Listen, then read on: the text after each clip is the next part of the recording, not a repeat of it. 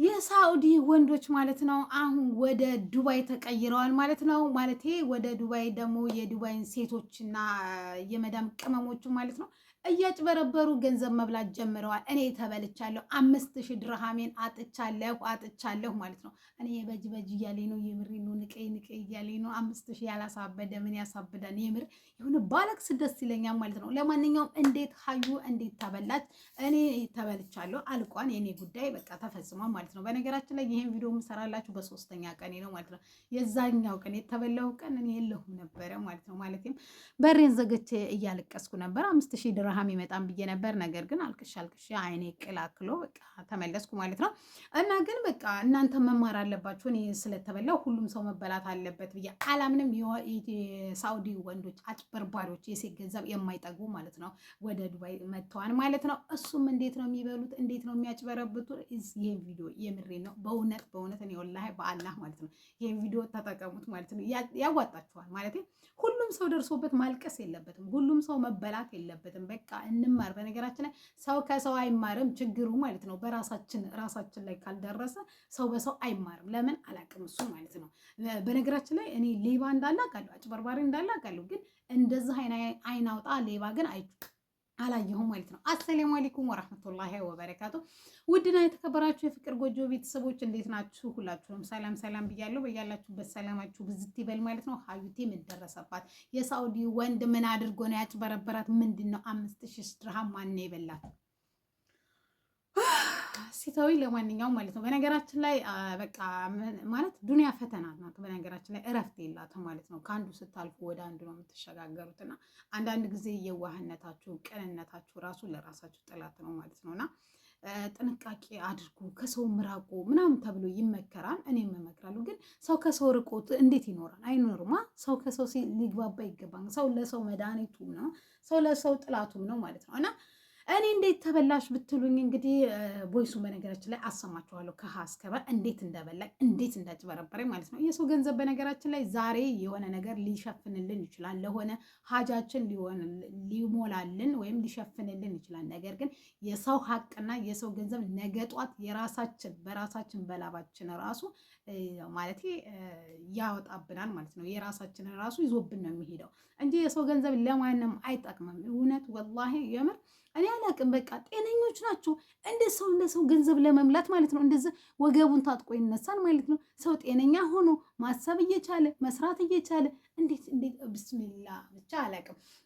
ለማንኛውም እኔ ማለቴ ከሳውዲ ማለቴ እሁድ ዕለት ማለት ነው ሳምንት ሊሆነው ነው ኦልሞስት ማለት ነው። ያው መረጋጋት ስላለብኝ ነው ማለት እኔ እዚህ ሚዲያ ላይ ወጥቼ ባለቅስ ምን ብል የእኔ 5000 ብር አይትመለስልኝም። ግን አሁን ቪዲዮውን ለመስራት እንደወሰንኩ ማለት በቃ እኔ እንዴት ተበላው ሌላውም ሰው መበላት የለብኝም ማለት እንደኔ ያልሰማ ምስኪን የዋህ ይኖራን ብዬ ነው ማለት ነው እና የሁለት ማታ ከሰዓት አካባቢ ማለት ነው ምን አለኝ የሆነ ልጅ ፈቲሃ ነሽ ወይ ብሎ ሪከርድ አድርግልኝ በዋትሳፕ ማለት ነው። በእስላምነት በቃ ሰላም አለይኩም ወራህመቱላሂ ወበረካቱ ብሎ ብታይ በቃ በድኑ እንዲህ ጠንካራ ማለት ነው። በነገራችን ላይ እነዚህ በቃ እምነት የሚያጫውታቸው ሰዎች ምን አይነት ተንከሲስ ናቸው ማለት ነው።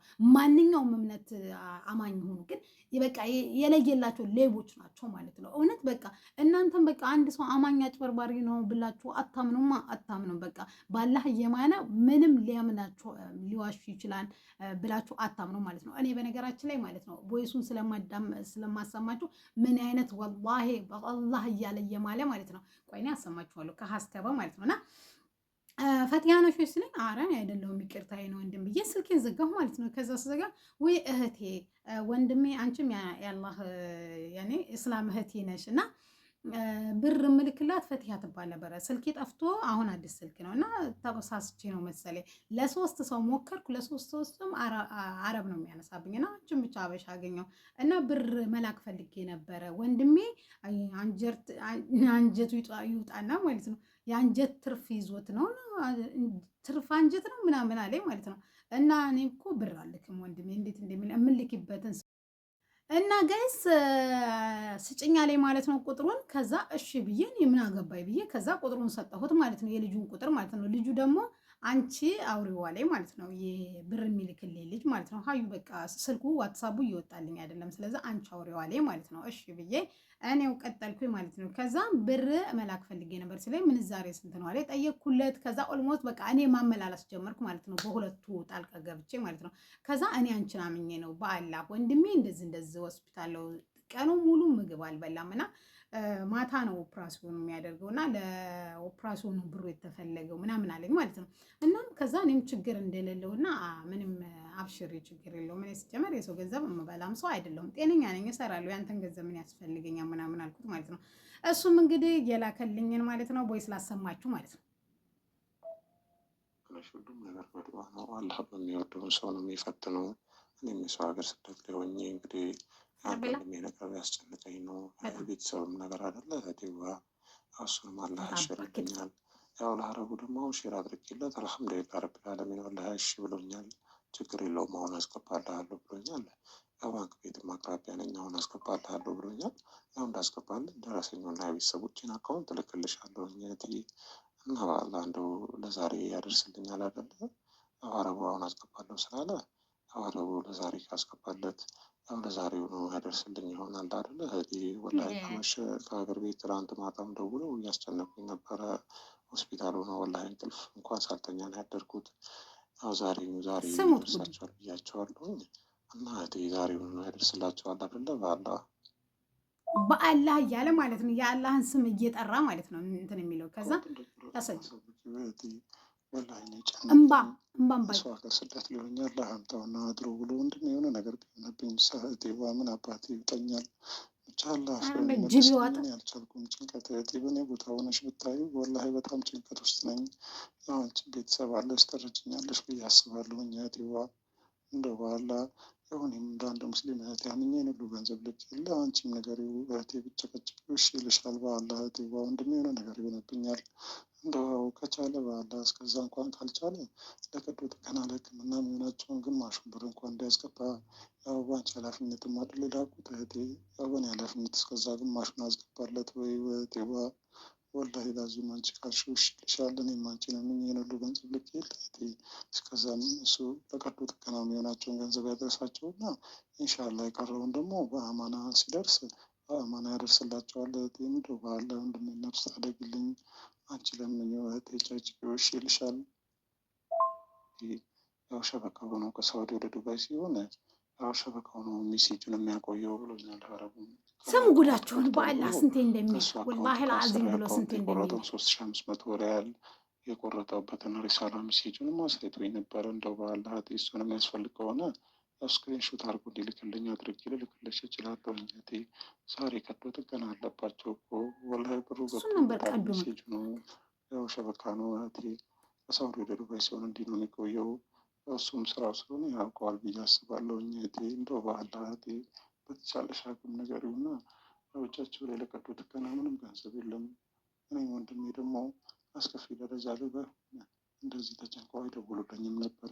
ሰው ሀገር ስደት ሊሆኝ ያለ ወንድሜ የሆነ ነገር ቢሆን እኔ ሀዩቲማ ያንተ ብሞት እንደ ባህላ ንገሪውና እስከዛ እንዲያደርስ ስንቴ ባህላ ባህላ እና ጋይስ ማለት ነው እንደሰማችሁን ነው ማለት ነው። መጀመሪያ በቃ እኔ እንትን ላኩት። ከዛ አረቡ በአካባቢ በባንክ አካባቢ ነው ያለው። አሁን እልክልሃለሁ ብሎኛል አለኝ። ወዲያው በፈጠነ ላከልኝ ማለት ነው። እንትኑን ደረሰኙን ማለት ኤዲት ነው ማለት ነው። ነገሩ እንደዚህ ነው ማለት ነው። ነገሩ ሽወዳው ማለት ነው። እኔ ማለት መጀመሪያ ምን አልኩኝ ሲጀመር እንደ ወላሂ እላችኋለሁ ማለት ነው። ዋርቱ ይሄዋለች ማለት ነው። ጓደኛ አብራኝ የምትሰራው ማለት ነው። ከዛ እህቴ በአላህ ምናምን ሲለኝ እኔ ምክንያቱም በእንደዚህ አይነት መልኩ ኢትዮጵያ ላይ እኔ ተበልቻለሁ ማለት ነው። እምነት ቢስ አማኝ እኔ በጣም ነው የሚያናድደኝ ማለት ነው። እና ዋርቱ ይሄ ግን ምንም አልጣመኝም። ግን ብሩን መጀመሪያ ስለማላምንሽ ኢትዮጵያ መጀመሪያ ብሩን ልኬልሽ ከዛ እኔ ልክልሻለሁ የሚለኝ ከሆነ አልስማማ ምን አገባኝ እኔ ምናምን አልኳት ማለት ነው። ግን ደረሰኙን ሲልክልኝ እኔ በጣም ገረመኝ ማለት ነው። ምክንያቱም እኔ ኤዲት እንዳለች አላውቅም ማለት ነው። ኤዲት ተደርጎ እንደሚሸወድ አላወቅኩም ማለት ነው። እኔ የፈራሁት ነበረ ማለት እኔ የጠረጠርኩት ማለት ነው። አሁን ብር አስገቢና አንቺ መጀመሪያ ከዛ እኔ ቀጥዬ አስገባልሻለሁ የሚል ከሆነ ኖ እላለሁ ብዬ አስቤ ከዛ በፈጠነ ደረሰኙን ላከልኝ ማለት ነው። ከሲ ብዬ በቃ እንትን አልኩኝ ማለት ነው። ማለቴ ለልጁ ላኩለት ማለት ነው። ከዛ ሀዩቲ ልጁን ታውቂዋለች ስለኝ አይ አሁን ያላከልኝ እና በአላህ እኔ ደግሞ የኔን ቦይስ ደግሞ ላሰማችሁ እንጂ የኔንስ ቅሌት ማለት ነው። የኔንም ቅሌት ስሙት ማለት ነው።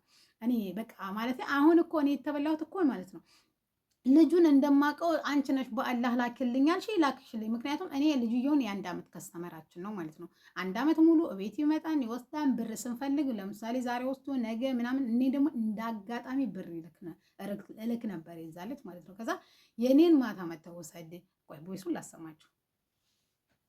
በአላህ ወንድሙ ታሞበት ነው እና ላክለት አሁን ከቻልክ። ከዛ ደግሞ ማታ ከተመቸ የኔ መተወስድ ትችላለህ፣ ግን ይሄን ዛሬ ያስገባለት በአላህ።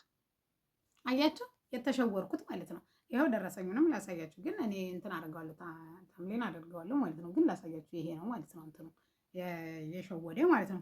ኤዲት አድርገው ነው የሚልኩት ማለት ነው። ብር ልከው ምናምን አይደለም ማለት ነው። እና እኔ በቃ በአላህ ምናምን ሲለኝ እውነት ከልቤ ነው ያሳዘነኝ ማለት ነው። ከዛ እኔ ልጁን ቶሎ ሄጄ ማለት ነው ልጁ በነገራችን ላይ እንደዚህ ብር የሚልክልን በዛሬ ምናምን አያስገባልንም ማለት ነው። ነገር ግን ልጁ ታሞ ነው ኦፕራሲዮን ስለሆነ ኦፕራሲዮን ስለሚሆን ወንድሙ፣ ስለዚህ ቶሎ ብለህ አስገባለት አልኩት ማለት ነው። እሺ ብሎ እሱ ማስገባ ማለት በእኔ ኃላፊነት ማለት ነው።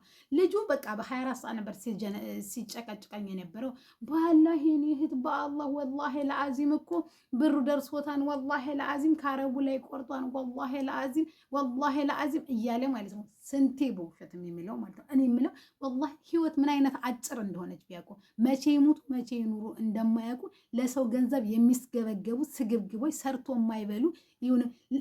እንዲህ ሰው ወንድ ልጅ ሆኖ ሌባ ይሆናል። በነገራችን ላይ ማለት ነው ወንድ እኮ ማለት ነው ቢያንስ እንኳን ሙያ የሆነ ነገር ስራ ባይኖረው በጉልበቱ እኮ ሰርቶ የሚኖር ሰው ነው። የምን ማለት ከሴቶች የተሻለ አቅም አለው ብዬ የማምን ሰው ነኝ እኔ በግሌ ማለት ነው። ማለት አባቶቻችን ተምረው ቢሮ ይዘው በኮምፒውተር አይደለም ያሳደጉን፣ በጉልበታቸው ሰርተው ነው 10 ልጅ 9 ልጅ ሲያሳድጉ የነበረው ማለት ነው። እንደነዚህ አይነቶቹ ርካሽ ደግሞ ረክሰው የሚያረክሱ የአባቶቻችን ስሞች ማለት ነው። እውነት በጣም ነው በጣም አላውቅም ብቻ እኔ በቃ አልሌለም በቃ ያላመናችሁን ነገር ግብዳ ሲደርስባችሁ ማለት ነው። እውነት እኔ ለማንም አልተናገርኩም ተበላሁ ብዬ ባወራም ወሬኛ ነው የምትርፌ ግን በቃ ማለት ማንም እንዲረዳኝም አይደለም። ብቻ አልሐምዱሊላህ እኔ ቢያንስ 2 ወር 3 ወር በሰራ ይሄን በር አገኘዋለሁ ማለት ነው። እንኳንም ጤነኛ ሆንኩ። ብታመምስ የሆነ ነገር ቢደርስብኝስ እኔም በሽታ አንደኛ አሚሮ ጤነኛ አይሆንም ማለት የሆነ ነገር ቢደርስብኝስ የመኪና ብቻ አላህ ያድርሰው ነው። የሆነ ነገር ቢደርስብኝስ ያ ነገር ተብሩም እኔ ራሴ እኮ የሆነ ነገር ላጣ እችላለሁ። ግን አንዳንድ ጊዜ በብር ነገር በሆነ ነገር የሚያልፍ ነገር ለኸይር ነው በሉ። እኔ ደግሞ በህይወቴ ማለት ነው የማምን ሰው በምን እንደማምን ገንዘብ የደም ስር ነው ብዬ አምናለሁ። ብዙ ሰዎች በገንዘባቸው ምክንያት አብደው ነው ያቻሉ ባይኔ በብረቱ ማለት ነው። እና እነሱ ነው ምን አይነት አመለካከት አለኝ እኔ ገንዘብ የደም ስር ነው የሚል አመለካከት አለኝ ማለት ነው። እንግዲህ ደም ማለት ስር ማለት በቃ ከለቀቀቻችሁ ነገር መቼስ ጭንቅላታችን ውስጥ ብረት የለም አይደል እንዴ? ያው ስር ነው አይደል? እሱ ታለቀቀ በቃ ለቀቀ አበደ ማለት ነው እና እንደዛ አይነት ሰው ነኝ እኔ ደግሞ በማመን ሰው ነኝ ማለት ነው። ግን ብቻ አልሐምዱሊላህ እንኳንም ተፈጠረ እንኳንም ሆነ። ግን በቃ ብዙዎቻችን ልንማርበት ይገባል። ምክንያቱም እኛ ብሩ እንደተላከ ነው። እኔ አሁን እህቶች እና ያጎቴ ልጆች ምናምን አሉ እዛ ማለት ነው። ብዙ ጊዜ ወደ ድርሃም እንዲቀመጥላቸው ወይም እዚህ በድርሃም ወደ ኢትዮጵያ የሚላክላቸው ካልሆነ እዚህ እንዲያስቀምጥላቸው ይልኩልኛል ማለት ነው። በወር በ15 ቀን በ20 ቀን አልፎም በ2 ወር የማወጣው ገንዘብ አለኝ ማለት ነው። ማለት ከፈለጉ እኔ ደግሞ ማለት ያው ኮንትራት ነኝ እና ሉጣ ለማለት በጣም ነው የሚደበረኝ። በቃ መጨረሻ ላይ በቃ ወደ ሳዑዲ እንዳይመለስ ከተመለሰ ደግሞ ድጋሚ 100 ድርሃም ስለሚቆረጥ በቃ እንዳይቆረጥ በሚለው ደረጃ ነው እንጂ የሚሄደው እኔ እንደዚህ ቶሎ በቃ ዛሬ አወጡ ተብሎ ነገ። ምክንያቱም ይሄ ቤታችሁ አይደለም፣ የራሳችሁ እንትን አይደለም፣ የሰው ቤት ነው ማለት ነገሮችን ማመቻቸት አለበት። የሆነ በቃ ሌለም ሰላም ሲፈጠር የሆነ ነገር ብቻ የተመቻቸ ነገር ሲሆን ነው እንደዛ የምታደርጉትና ለዛ ነበረ ማለት ነው። እና የልጁን ስልክ ቁጥር የሰጠሁት የልጁ ምክንያቱም ብሩ ደግሞ ይሄን ያክል ብር ራሱ እኔ አልነበረኝም በእውነቱ ማለት ነው። እና አልነበረኝም ይሄን ያክል እኔ ነገ አወጣዋለሁ ተነገ ወዲያ ሲመቸኝ አወጣለሁ ብዬ ከራሴ ልጁን እንኳን የምሰጠው የለኝም ማለት ነው። ለማንኛውም ሀዩቲ እንግዲህ 5000 ድርሃሟን ተበልታለች ማለት ነው። 5000 ድርሃም ቀላል አይደለም። እንደዚህ ቁጭ ብዬ ሳወራችሁ አሁን ተረጋግቼ ሁሉንም ነገር ትቼ ሳወራችሁ ያልተናደርኩ ያላለቀስኩ እንዳይመስላችሁ። አልቅሻለሁ፣ ተናድጃለሁ፣ ራሴን ጠልቻለሁ፣ ራሴን ወቅሻለሁ፣ ሰውን ወቅሻለሁ። ሰው ሁሉ ሸይጣን ነው እያመኛለሁ። ብቻ ያላልኩት ነገር የለኝም። ለራሴ ከራሴ ጋር ራሱ ተጣልቻለሁ። ሀዩቲ ቆይ ለምንድን ነው ሰው የምታምነው? ለምን ይሄን ልጅ አላውቅም፣ ግን እኔ በቃ ደረሰኙን ያየሁት እንደምታውቁት ማለት ነው። ግን ኤዲት የተደረገ እንትን ነው ደረሰኝ ነበር ማለት ነው። ለማንኛውም ከዛ በኋላ ብሎክ አድርጎ ደላልቶኝ ወጣ ማለት ነው። እንግዲህ 5000 ሀዩቲ ተበላሁ ማለት ነው። በጣም ያሳዝናል። ብቻ አላቅም አላህ በቃ እኔ ይችን በቃ 5000 ናታ። አላህ ከማያልቀው ርዚቅ አላህ ረመዳን ይወፍቀኛል ማለት ነው። አላህ ኸይረኛውን ነገር ለኔ ያቀን እውነት ነገ የተሻለ እንደሚሆን እኔ ተስፋ አደርጋለሁ ማለት ነው። ለበጎ ነው። ምናልባትም ከዚህ የባሰ ነገር ማጣም ሊሆን ይችል ነበረ ማለት ነው። በዚህ እንኳንም በገንዘብ አለፈልኝ ማለት ነው። ይሄን ስላችሁ አልተናደርኩም ማለት አይደለም ማለት ነው። በቃ ሌለም ትጽናኑ ነው ይሄን የምትሉት ማለት ነው። በቃ አልሐምዱሊላህ ለኩልሽ ማለት ነው። ለሁሉም ነገር ምክንያት አለው። አለ ምክንያት የተፈጠረ ነገር የለም። እና እባካችሁ እባካችሁ እባካችሁ የመዳም ቅመሞች ማለት ነው የሳውዲ ወንዶችን ተጠንቀቁ። ይህ ማለት ደግሞ ዱባይ ውስጥ የለም ማለት አይደለም። ባህሬን ውስጥ የለም ማለት ነው አይደለም። ቤሩት ውስጥ የለም ማለት አይደለም። ኩዌት ውስጥ የለም ማለት አይደለም። እኔ ያጋጠመኝ ስለዛ ስለሆነ አሁን ደግሞ ስፔሻሊ የተነሱት በዚህ ጉዳይ ስለሆነ ምክንያቱም ሳውዲ ላይ ልቅምቅምቅም አድርገው በልተው ስለተበሉ በቃ ምንም ሁሉም ሰው ስለነቃባቸው እዚህ ደግሞ መጡ ማለት ነው። ምክንያቱም ትንሽ ምንዛሬ ቅያሬ ስላለች ማለት ጭማሬ ስላላችሁ ማለት ነው እሷ ላይ ነው ማለት ነው። ምክንያቱም እኔ እንደዚህ ነው ያልኩት። እንደው መጀመሪያ ኧረ እዛው ሳውዲ ላክ እዚህ 100 ብር ተሚቆረጥበት ስለው እዛ ስለነቁ እናቴ። ለማንኛውም ይሄ ነገር ደረሰብኝ ማለት ነው። አልሐምዱሊላህ ለኩልሺ። በቃ ውድና የተከበራችሁ የፍቅር ጎጆ ቤተሰቦች ለዛሬ ይዤላችሁ የመጣሁት ይሄንን ነው ማለት ነው። እባካችሁ ተጠንቀቁ፣ ተጠንቀቁ፣ ተጠንቀቁ፣ ተጠንቀቁ። ሌባው በዝቷን በዚህ እኔ አሁን በዚህ ነው ያልኳችሁ። እህኔም በሌላ በኩል ሌብነት ተጀምሯል ማለት ነው። ስለዚህ በተቻላችሁ መጠን እናንተ ተጠንቀቁ ማለት ነው። ምን ሰው ተጠንቅቆ እንትን አይችልም፣ ግን አላህ ይጠብቀን ከእንደነዚህ አይነቶቹ ሙሲባ ወንዶች። በቃ አላህ ይጠብቀን። ሰው በሴት ገንዘብ እኔ ምን አይነት እንደሆኑ አላህ አለም ማለት ነው። እውነቴን ነው የምላችሁ ማለት ነው። ዋርቱ ትስቂያለሽ። እኔ ለራሴ ጨንጓራ አሯ ነው ማለት ነው ውዶችዬ። ለማንኛውም ይሄን ይመስላል ማለት ነው። ቦይሱን አበዛሁባችሁ ማለት ነው። ግን እባካችሁ ተጠንቀቁ፣ ተጠንቀቁ ማለት ነው። ስልክ ቁጥሩን እንትን አላቸው ማለት ነው። ምክንያቱም ስልክ ቁጥር ምናምን አሁን ዩቱብ ከልክሏል። ነገር ግን እንዴት ብሎክ እንዳደረገኝ አሳያችኋለሁ ማለት ነው። ከደረሰኙ ጋር እንትን እላለሁ ማለት ነው። ሰላም አለይኩም ወራህመቱላሂ ወበረካቱ። አላህ ይጠብቃችሁ ከእንደዚህ አይነቶቹ ተንከሲስ ወንዶች።